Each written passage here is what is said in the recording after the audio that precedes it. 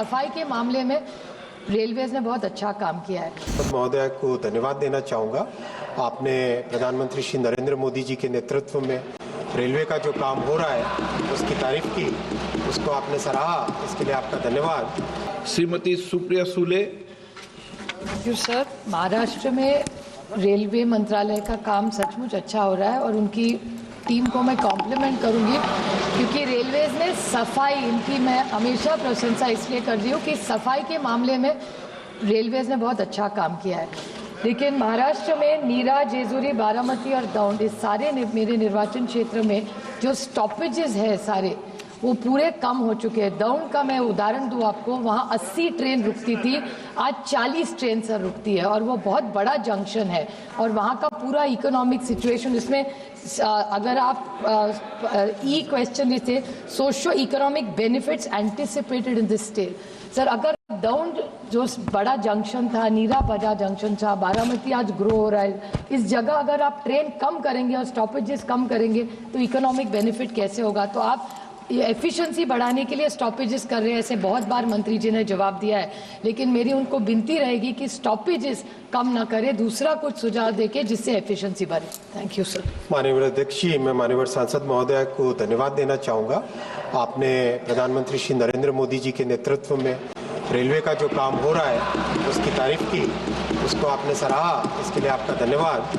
माननीय अध्यक्ष जी, मैं ये कहना चाहूँगा कि पुणे दौंड एरिया इतना महत्वपूर्ण एरिया है कि उसके लिए टोटल एक नया मास्टर प्लान बनके बहुत ही अच्छा एक प्रोग्राम बना है। पुणे की कैपेसिटी को डबल करने के लिए उरुली में एक मेगा टर्मिनल बनाया जा रहा है। पुणे जंक्शन को टोटली रीमॉडल करके रीडेवलप किया जा रहा है। शिवाजी नगर स्टेशन को टर्मिनल बनाने की प्रयास है। फिर पुणे से लोनावला के 3rd और 4th लाइन बनाने का काम है।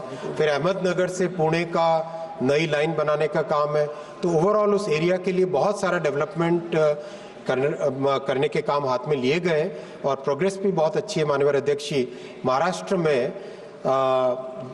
अभी करीब 1,64,000 करोड़ रुपए का इन्वेस्टमेंट रेलवे का विभिन्न प्रोजेक्ट्स में हो रहा है और इससे महाराष्ट्र के रेलवे नेटवर्क का टोटल ट्रांसफॉर्मेशन होगा।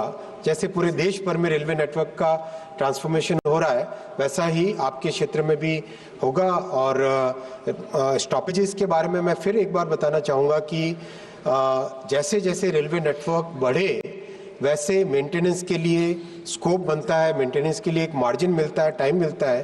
तो उसके हिसाब से स्टॉपेजेस भविष्य में जैसे नेटवर्क बढ़ेगा वैसे स्टॉपेजेस पे रिकंसिडरेशन किया जा सकता है।